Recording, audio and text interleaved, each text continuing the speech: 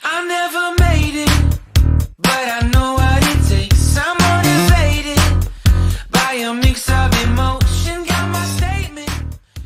សួស្តីពុកម៉ែបងប្អូនទាំងអស់គ្នាស្វាគមន៍ជាថ្មីជាមួយនឹង Cambo Technology ម្ដងទៀត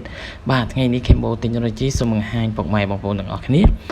នៅរបៀបទិញកាតទូរស័ព្ទជាមួយនឹង APA Mobile បងប្អូនទាំងអស់គ្នាអញ្ចឹងយើងប្រើជាមួយនឹង APA App យើងអាចធ្វើអ្វីៗបានទាំងអស់បងប្អូនទាំងអស់គ្នាបាទវាងាយស្រួលមែនតើអូខេឥឡូវយើងកុំចាំយូរយើងចូលទៅក្នុង APA របស់យើងមកបាទបន្ទាប់ពីដល់មកកន្លែងនេះហើយបងប្អូនត្រូវរកពាក្យមួយដែលមានឈ្មោះថា payment បងប្អូនទាំងអស់គ្នាដើម្បីចូលទៅទិញកាតរបស់យើងអូខេយើងយកពាក្យថា payment ដែលមានរូបជាដុល្លារនេះ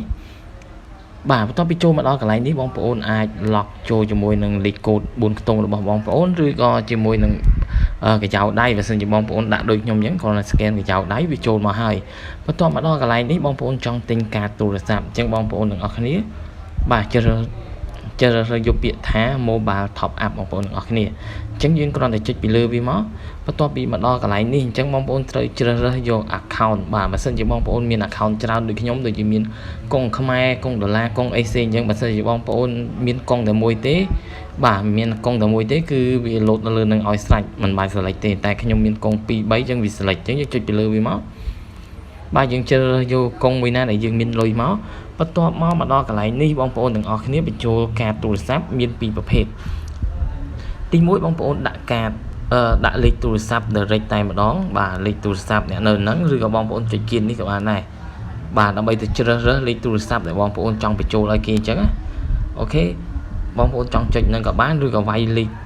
ទូរស័ព្ទបាទចូលនៅក្នុងនឹង direct តែម្ដងក៏បានហើយមួយវិញទៀតបងប្អូនឃើញពាក្យថា pin នៅលើនេះហ៎អញ្ចឹងបងប្អូនចុចពាក្យថា pin ហ្នឹងមកពីលើនេះមកអញ្ចឹងបងប្អូនអាចចុចនៅកន្លែងនេះចុចពីលើវាមក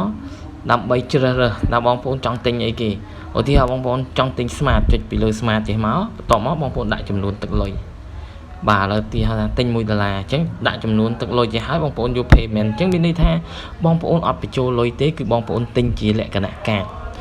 កោសដូចយើងទៅទិញកាត$1 $2អញ្ចឹងជាលក្ខណៈកាតកោសហ្នឹងអញ្ចឹងយើងទិញជាលក្ខណៈបែបហ្នឹងអញ្ចឹងបើសិនបងប្អូនយកពាក្យថា pinless នេះគឺ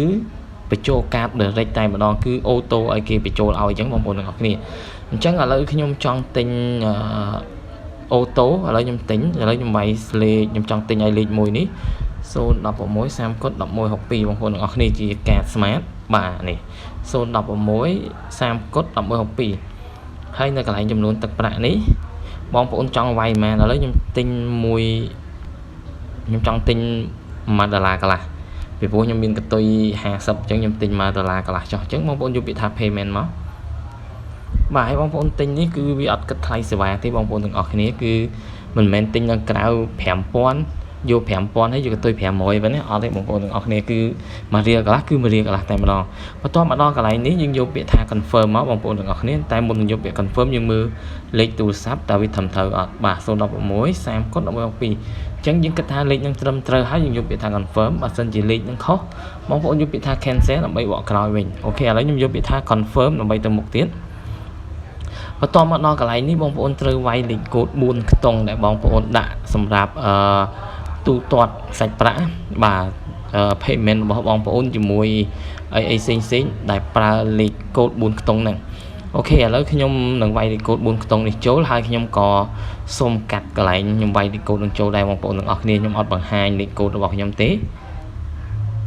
អូខេបងប្អូនទាំងអស់គ្នាឥឡូវខ្ញុំវាយលេខកូដហើយពេលយើងវាយលេខកូដហើយគឺវាលោតលក្ខណៈបែបហ្នឹងវាកំពុងទូទាត់អូខេលោតមកហើយបងប្អូនឃើញសារបាទសារលោតមកហើយគឺលឿនមែនតើអញ្ចឹងបងប្អូនឃើញហើយនេះបាទ$1កន្លះសម្រាប់លេខទូរស័ព្ទហ្នឹងអញ្ចឹងយើងចុចពាក្យថា go to account មកបាទគឺកាត់ទឹកប្រាក់របស់យើងអស់$1កន្លះហើយយើងចុចពីលើ account នឹងទៀតមកយើងចង់ដឹងនេះឃើញទេ smart បាទយើងចុចពីលើវាមកយើងឃើញហើយបាទនេះ$1កន្លះបាទទៅលេខទូរស័ព្ទអីបាទអញ្ចឹងបាទការបង្ហាញរបស់ខ្ញុំក៏មានតែប៉ុណ្្នឹងដែរសង្ឃឹមថាពុកម៉ែបងប្អូនទាំងអស់គ្នានឹងជួយចុច subscribe ម្នាក់មួយផងដើម្បីទទួលបានវីដេអូថ្មីៗពី Cambo Technology របស់ខ្ញុំជារៀងរាល់ថ្ងៃបាទបើសិនជាមានចម្ងល់អីអាច comment នៅខាងក្រោមវីដេអូរបស់ខ្ញុំបានខ្ញុំនឹងរីករាយឆ្លើយជូនពុកម៉ែបងប្អូនទាំងអស់គ្នាបើសិនជាខ្ញុំដឹងបាទអូខេអរគុណច្រើនសម្រាប់ការទស្សនាវីដេអូរបស់